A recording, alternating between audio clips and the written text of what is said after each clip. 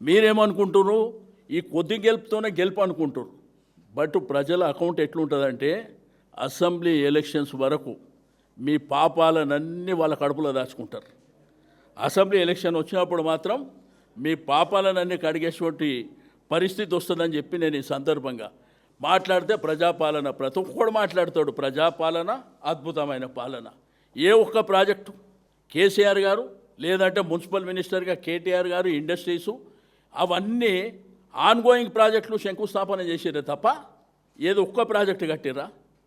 ఒక్క ప్రాజెక్ట్ ఎక్కడన్నా మాట్లాడితే అన్ని దొంగ మాటలు మాట్లాడి, అలా అబద్ధాలు మాట్లాడి, ఇక దానికి కొంతమంది వత్తాసు పలకనీకి దేన్ని అంటారు వారు వన్ సైడ్.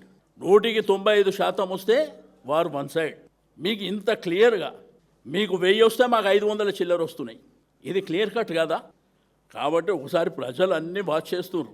బట్ టైం వచ్చినప్పుడు చురుక పెడతారు. అప్పుడప్పుడు ఏంటంటే జస్ట్ చురుకలు మున్సిపాలిటీ పంచాయతీలో పెట్టి, పెద్దది పెట్టేది మాత్రం అసెంబ్లీ ఎలక్షన్లో పెడతారు. మీరు ఇట్లనే విర్రవీక్కుంటూ పోండి, మీ కర్మ మీరే అనుభవిస్తారు.